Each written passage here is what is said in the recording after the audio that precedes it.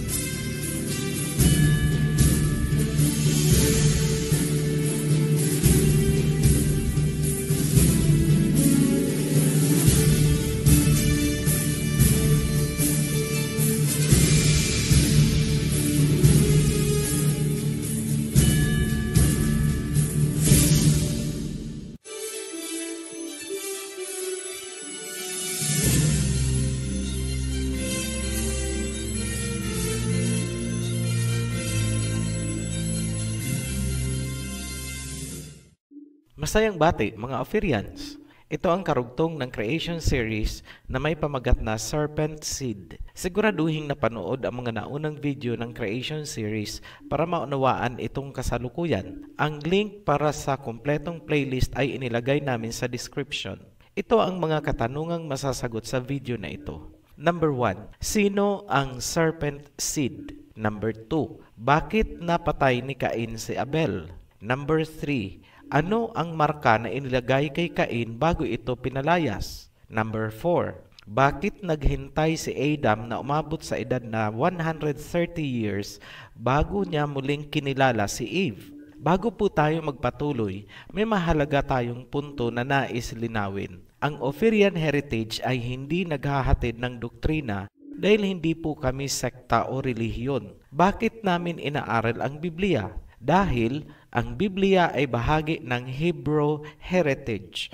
Gusto naming makuha kung ano ba talaga ang nais iparating na mensahe, bakit sinulat ang Biblia.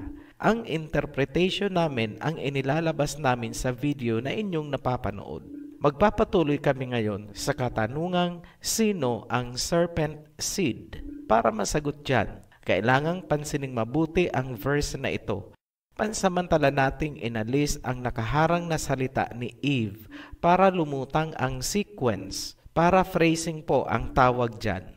Buklatin po sa Genesis chapter 4 verse 4. Adam made love to his wife Eve, and she became pregnant and gave birth to Cain. Later, she gave birth to his brother Abel. Ipinakita ng talata na minsang nagbuntis si Eve, lumabas si Cain at si Abel. Dalawa ang bunga, meaning kambal sila. Ikumpara natin kung paano maglarawan ang Genesis kung hindi kambal. Ganito po ang style ng pagkakasulat ng Genesis kung hindi kambal ang inilabas. Sa Genesis chapter 29, makikita po natin yung the mothers of the patriarchs. Simula po kay Leah. So Genesis 29 verse 32. And Leah conceived and bare a son, and she called his name Reuben. Sa verse 33 naman, and she conceived again, and this time ang isinilang naman is si Simeon. Sa verse 34, and she conceived again, at ngayon naman isinilang si Levi. Sa verse 35, and she conceived again, at ngayon isinilang si Judah. Pansining mabuti, bawat pagbuntis, isa ang sinasabing lumabas. Pero sa sitwasyon ni Cain at Abel, isa lang ang binanggit na pagbubuntis, pero dalawa ang sinabing inilabas. Nakuha niyo po ba ang point, ang comparison? Ngayon, huwag po nating kalilimutan ang binanggit sa sumpa na merong seed of the serpent at seed of the woman. Nangangahulugan na ang ama ng isa ay ang serpent at ang isa naman ay si Adam. Posible bang mangyari na magkaiba ang tatay ng kambal? Sa puntong ito, kinailangan natin ang mas malalim na pagsasaliksik sa obstetrics. At ano ang ating natagpuan? Yes, posibleng mangyari na magkaiba ang ama ng isang fraternal twins. Ngunit paano nangyari? Repasuhin ulit natin ang Genesis mula sa perspective ng obstetrics. Matapos ang pagkakasala ni Adam and Eve, pinaalis agad sila sa garden. Karugtong ng pangyayari, kinilala ni Adam ang kanyang asawa matapos silang lumabas ng garden. Hindi sinabing naghintay pa si Adam na umapak sa kung anong edad bago niya kinilala si Eve. Dapat nating ikonsidera na katatapos lang kumain ni Adam ng prutas, ibig sabihin energized pa sila. Hindi pa tuluyang humuhupa ang epekto ng prutas. Parang nasa honeymoon stage ang mag-asawa ngayon. Sana huwag niyo pong lagyan ng malisya ang paglalarawan. Ngayon, paanong nangyari na ang binhi ni Adam ay napasabay sa binhi ng serpent? Dito papasok ang kaalaman mula sa OB, ang stage kung saan ang sperm cell ng lalaki ay mag-unite or papasok sa egg cell ng babae ay tinatawag na fertilization. Pagkatapos ng fertilization, makalipas ang 5 hanggang 7 araw, ang fertilized egg ay kakapit na sa bahay bata. Matapos kumapit ang fertilized egg, magsasara na ang bahay bata para wala nang makapasok na ibang sperm cell kahit muling makipagtalik ang babae habang nagbubuntis. Ngayon, mahalagang tandaan na may 5 hanggang 7 araw na nakabukas ang bahay bata habang hindi pa kumakapit ang fertilized egg. Sa loob ng 7 araw na yan, nangyari ang pagkilala ni Adam kay Eve. Naihabol ni Adam ang kanyang binhi bago magsara ang bahay bata, kaya nabuo ng sabay sina Cain at Abel. Yan ang pangyayari na nagpapaliwanag kung paanong naging kambal sina Cain at Abel pero magkaiba ang ama. Tinatawag yan sa obstetrics na heterofraternal superfecundation. Sa mga nagtataka at nagtatanong kung posible ba ang interspecies breeding? Yes, bigyan namin kayo ng halimbawa. Ang donkey at kabayo ay magkaibang species yan. Ngunit kapag ang lalaking donkey at babaeng kabayo ay nagmating, nagkakaanak sila at tinatawag na mule. Kapag ang lalaking kabayo naman at babaeng donkey ang nagmating, ang kinalalabasan ay hini. Mula sa example na yan, hindi imposible na ma-fertilize ng serpent ang egg cell ni Eve. Ngayon, sino ang naging hybrid human serpent? Simple lang, kung sino ang hindi kinilala ni Adam bilang anak, ay most probably siya ang serpent seed. Makikita ba yan sa Genesis? Yes. Dinadaan-daanan lang ang mga talata at hindi napapansin ang nilalaman. Sobrang napakahalaga po nito sa katuparan ng prophecies. Ito ang pinakaugat ng sinabi sa Matthew chapter 24 verse 7 na nations shall rise against nations and kingdoms against kingdoms. Ganyan siya kahalaga. Seed of the serpent versus seed of the woman. Simulan natin sa pagkumpara ng mga reactions ni Adam and Eve noong iniluwal sina Cain, Abel at Seth. Kailangan po nating isali si Seth dahil may konektadong information papunta kay Abel. Noong isinilang si Cain, ganito ang naging eksena. Genesis chapter 4 verse 1. Now Adam knew Eve his wife, and she conceived and bore Cain, and said, I have acquired a man from the Lord. Ano lang ang sinabi ni Eve? Nagkaroon daw siya ng anak na lalaki galing kay Lord. May sinabi bang nagmana si Cain sa image and likeness ni Adam?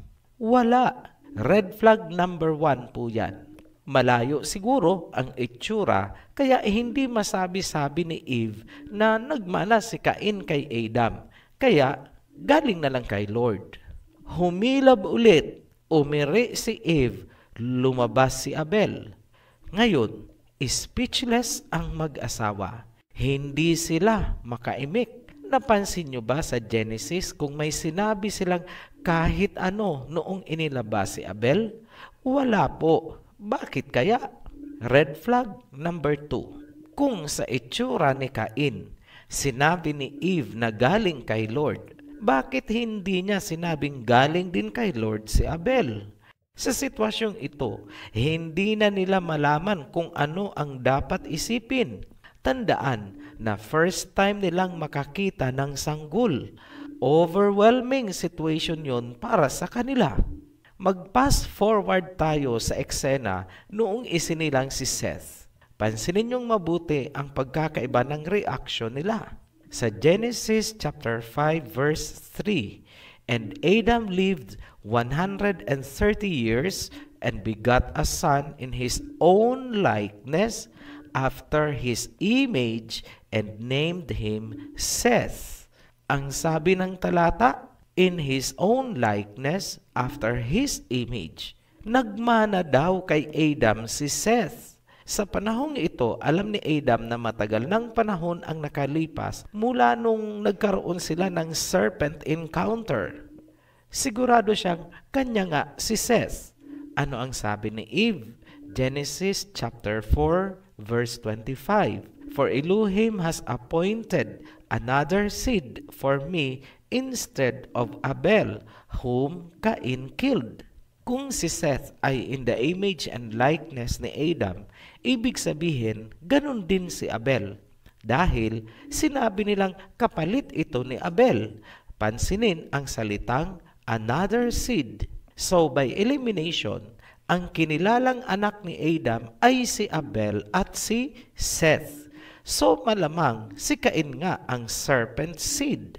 Ngunit hanap pa tayo ng ibang corroborative information upang suportahan natin na si Cain ay hindi anak ni Adam. Ngayon, tingnan natin ang family tree ni Adam. Matatagpuan po sa Genesis chapter 5. Sa verse 1, nakasulat, "This is the book of the genealogy of Adam.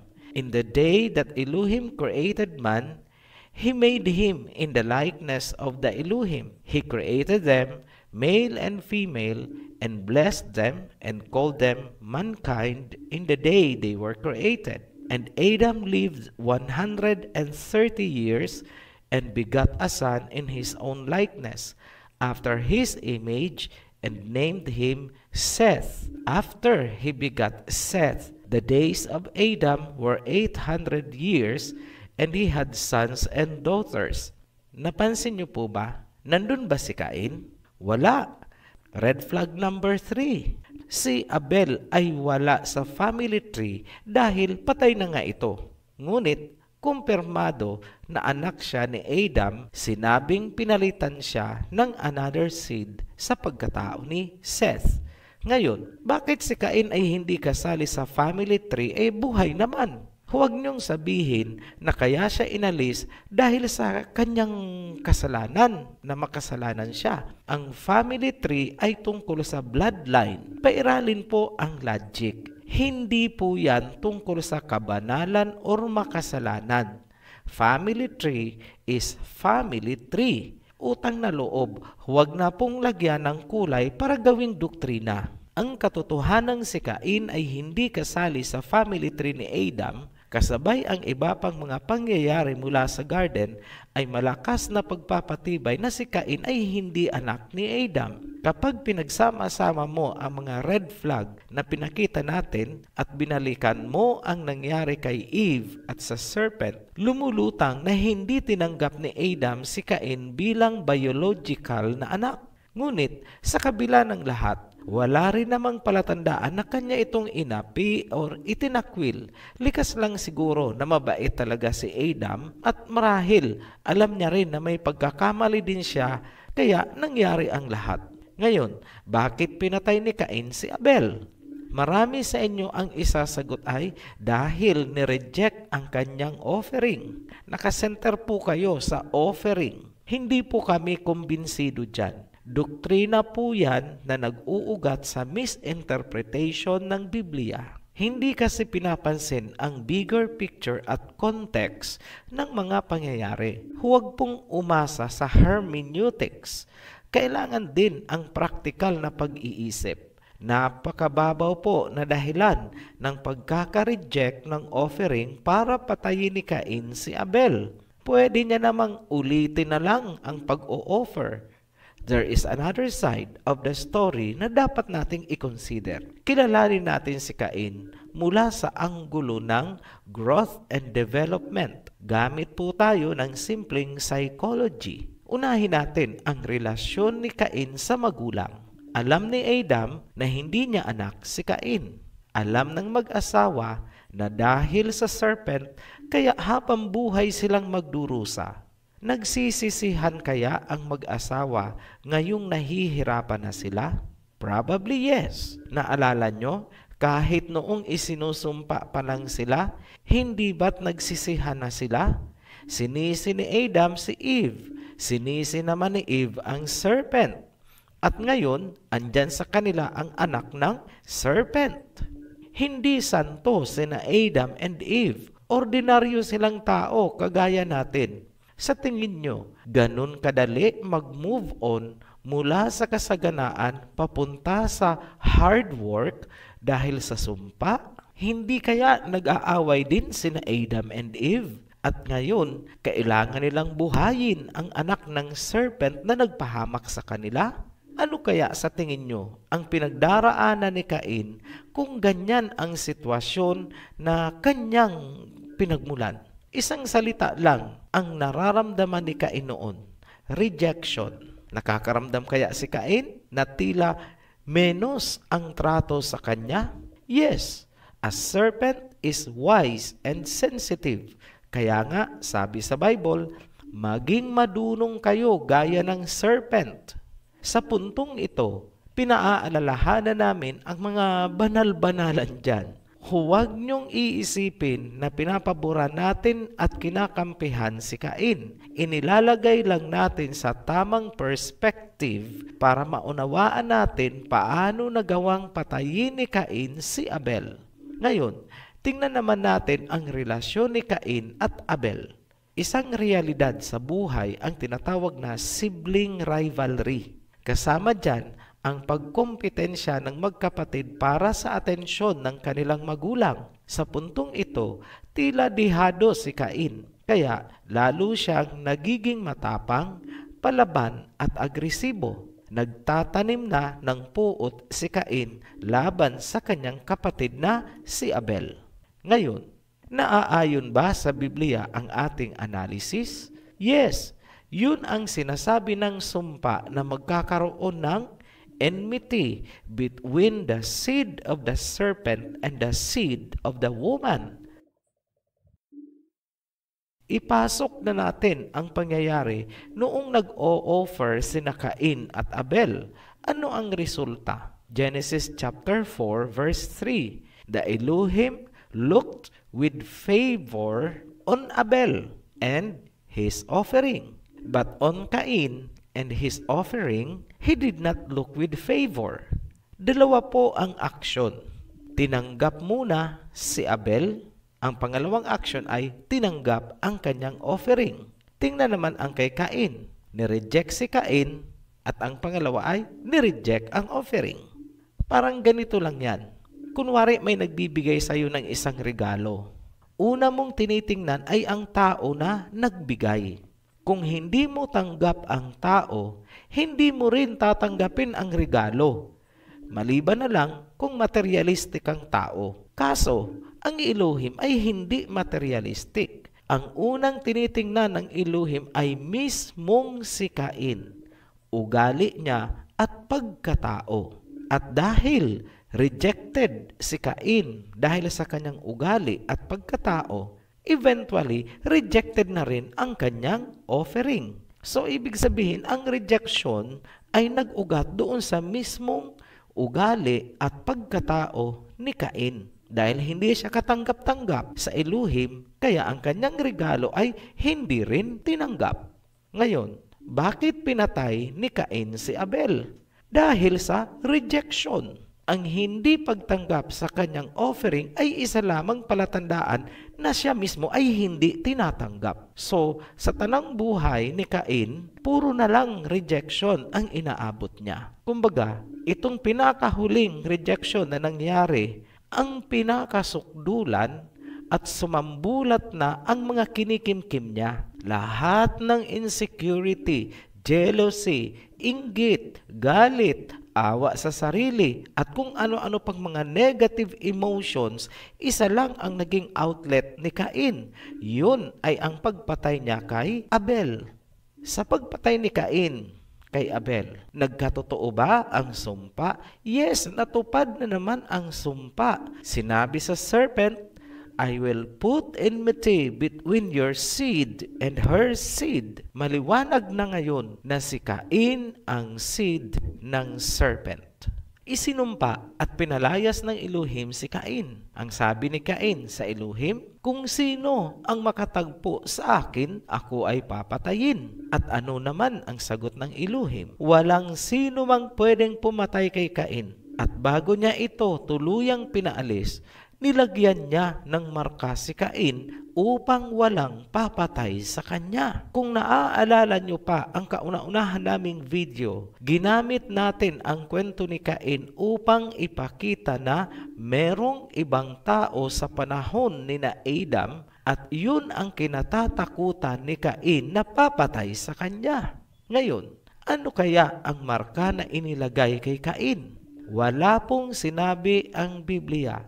Kahit anong gawin nating halughog, wala po. Sa puntong ito, we would be very honest na ang pagtatalakay natin sa marka ni Cain ay isang hypothesis ng Ophirian hango mismo sa pagkatao ni Cain at sa mga context. Tandaan na si Cain ang seed of the serpent. Ano ang marka? Pinalutang at pinaigting ang katangian ng serpent kay Cain, gaya ng mata at balat.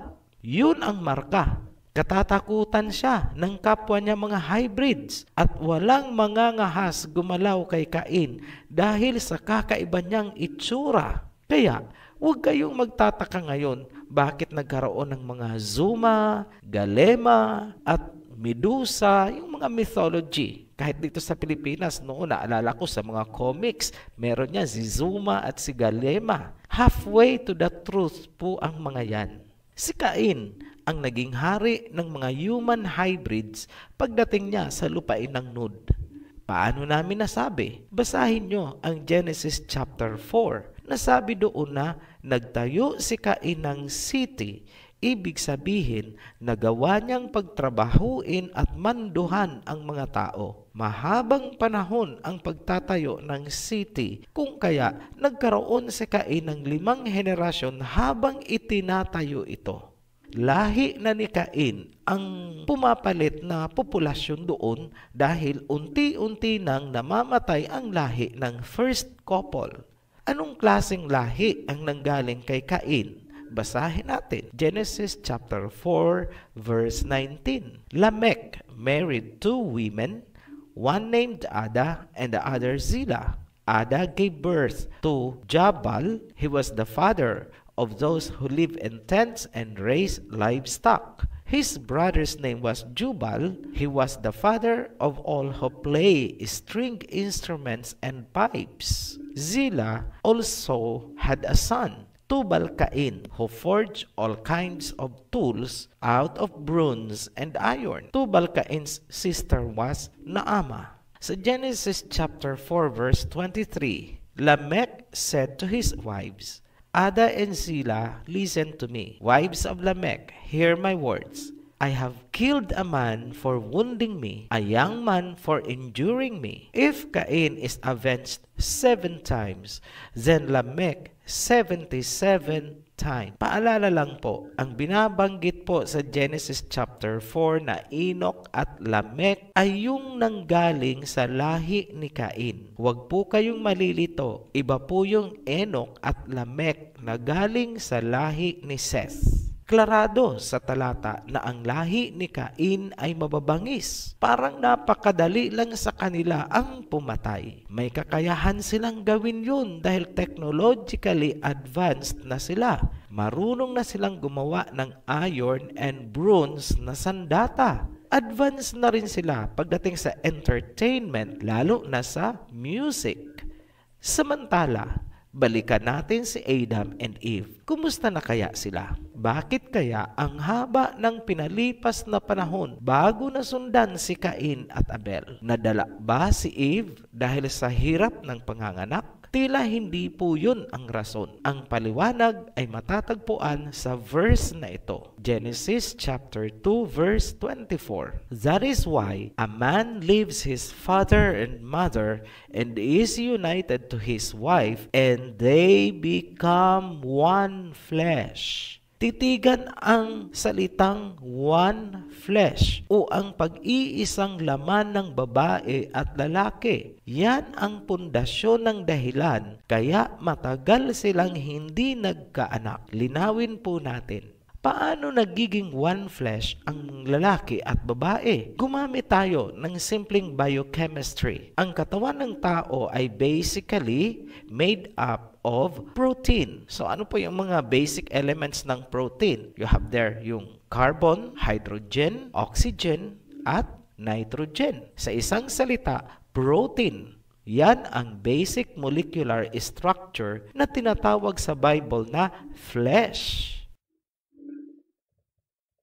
Nangyayari ang pag-iisang laman sa unang pagkakataon na kinilala ng lalaki ang babae at siya ay nagsali ng kanyang protina sa babae. May pagbabagong nangyayari sa reproductive system ng babae kung saan lahat ng kanyang egg cell sa mga darating na panahon ay may tatak na ng unang lalaki na kumilala sa kanya. Gumamit tayo ng isang halimbawa para madaling maintindihan. Kunwari, tawagin natin ang babae na si Petra. Unang nakasiping ni Petra ay si Pedro. Matapos ang nangyari, iniwan siya ni Pedro. Lumipas ang mahigit 10 taon bago naging asawa ni Petra si Juan. So, si Juan ang pangalawang lalaki sa buhay ni Petra. Ilang taon ang lumipas? 10.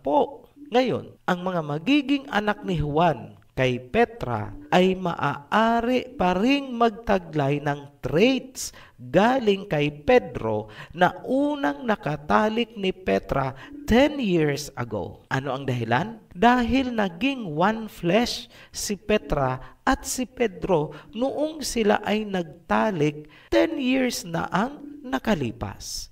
Sa science, ang tawag dyan ay telegony. So, paano nangyayari itong telegony? May mga bagong research ngayon na nagpapakita na ang seminal fluid ng lalaki ay nagtataglay ng mga tinatawag na dsRNA or double-stranded ribonucleic acid at iba pang mga complex proteins. Kumakapit ang mga proteins na ito kapag pumasok na sa reproductive system ng babae, yung similya ng lalaki. Ang mga proteins ng lalaki ay nagiging active participant na sa genetic expression ng mga nabubuong egg cell ng babae. Sa madaling salita, itong mga proteins mula sa unang lalaki ay nagiging bahagi na ng bawat egg cell na ilalabas ng babae in the future. Yan po ang simpleng pag-uunawa sa telegony. Para sa may mga background sa molecular biology and genetics, ang telegony ay RNA-mediated non-Mendelian inheritance of epigenetic changes. The PIMID ID for that research is 206-26678.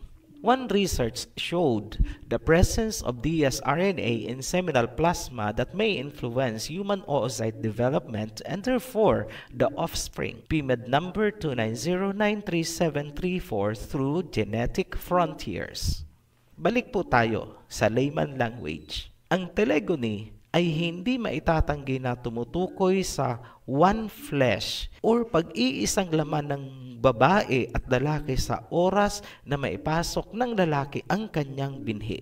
Ngayon, baon ang kaalamang yan. Analisahin natin ang naging kalagayan ni Eve para masagot ang katanungan na bakit pinalipas muna nila ang napakahabang panahon bago ulit nagbuntis si Eve at isinilang si Seth. Noong ginamit si Eve ng serpent, ang proteins na pumasok sa katawan ni Eve ay may epekto sa kanyang reproductive system. Ang mga egg cell na ilalabas niya in the future ay magtataglay ng traits ng serpent. Ibig sabihin, kung siya ay muling mabubuntis ni Adam, tataglayin pa rin, maipapasa pa rin sa anak nila ang traits ng serpent. Sa madaling salita, defiled or kontaminado ang katawan ni Eve. Pero bakit hindi apektado si Abel? Kasi po, ang egg cell na naging Abel ay dati ng egg cell yun bago pa man pumasok ang proteins ng serpent. Ang apektado lang ng proteins galing sa serpent ay ang mga susunod na egg cell na ilalabas pa lang ni Eve. So, klarado po tayo dyan. Humigit kumulang 100 years ang pinalipas ni na Adam and Eve bago ipinagbuntis si Seth upang siguraduhin na malinis na ang katawan ni Eve. Ang posibleng dahilan kaya binigyang diin sa Biblia na si Seth ay own image and likeness ni Adam ay upang ipakita na si Seth ay hindi carrier ng serpent traits. So, ang sagot sa tanong na bakit napakahabang panahon ang pinalipas bago ulit nagbuntis si Eve para kay Seth ay upang siguraduhin na malinis na ang katawan ni Eve at hindi na apektado si Seth ng serpent proteins. Ito ay karagdagan ding patunay na ang asawa ni Cain ay hindi niya kapatid. Ngayon, bumalik tayo kay Cain. Bilang introduction na po ito sa tanong na bakit nagkaroon ng Noah's flood. Unahin natin ang genetic profile ng lahi mula kay Cain. Si Cain ay nagtataglay ng genes ni Adam dahil si Eve ay galing din lang naman kay Adam. Ang ama ni Cain ay ang serpent. So kung sisimplehan natin, si Cain ay kombinasyon ng genes mula kay Adam plus serpent genes equals Cain. Ngayon, ang asawa ni Cain ay galing sa corrupted genetic line ng first couple. Ibig sabihin, ang magiging anak ni Cain ay kombinasyon ng mga genes mula sa first couple plus Adam plus serpent equals Cain's serpent genetic line. Ang lahing nagmula kay Cain ay parang normal na tao dahil sa genes galing kay Adam. Ngunit, taglay nila ang serpent genes galing sa ama ni Cain. In short, sila ay mga reptilians. At sila ang tinutukoy sa sumpa na seeds of the serpent. Samantala, kung ikukumpara naman natin ang lahi na manggagaling kay Seth, ito ay pure Adam genes. Ibig sabihin, walang halo. Yan ang tinutukoy na seed of the woman. Ilalahad natin sa susunod na video ang isang mahalagang pangyayari na lalong nagpaganda sa itsura ng lahi ni Cain. Sila ay nagmukhang mga artista. Kasabay niyan ang paglago ng kanilang technology, music, and arts. Doon ito nangyari sa city na itinayo ni Cain. Sa kabila ng mga developments na yan, lalo silang nagugumon sa kasamaan. Yan ang inilarawan sa Genesis chapter 6 verse 5. The Elohim saw how great the wickedness of the human race had become on the earth, and that every inclination of the thoughts of the human heart was only evil all the time. The Elohim regretted that he had made human beings on the earth, and his heart was deeply troubled. So the Elohim said, I will wipe from the face of the earth the human race I have created. Ang sinabi sa verse ay, naging masama daw ang mga tao Kung kaya nagsisi ang Elohim bakit niya pa nilikha ang sangkatauhan at sinabi niya na buburahin niya sa lupa ang sangkatauhan. Dito papasok ang istorya ni Noah at ang baha. Ang susunod na tatalakayin natin ay isang natatanging paglalahad na sigurado kaming hindi nyo pa alam at malamang hindi nyo pa naririnig mula kahit kanino man. Puputulin namin itong video sa mga katanungang ito. Anong kasamaan ang tinutukoy sa Genesis kaya magpapadala ng baha? Kasama ba ang lahi ni Seth sa mga taong naging masama? Ano ang nangyari sa serpent seed noong bumaha? Abangan niyo po lahat yan sa aming pagpapatuloy. Muli kaming nagpapasalamat sa mga patuloy na nagsusubaybay sa serye na ito. Para naman sa mga bagong subscribers natin, welcome po sa ating channel. Ipinapayo namin na gamitin nyo ang playlist para tama ang pagkakasunod-sunod ng inyong pinapanood at hindi kayo maguluhan. Click nyo lang po ang Ophirian Heritage icon, then click nyo ang playlist at piliin nyo na lang po doon ang Creation Series. Hanggang sa muli, be blessed, Ophirians! Mga kapatid, kung niyo pong napanood ang kabuuan ng video na ito at kung niyo pong nagustuhan ang mensahe at aral, paki-like, subscribe, and share po. Marami pong salamat. Be blessed. Shalom.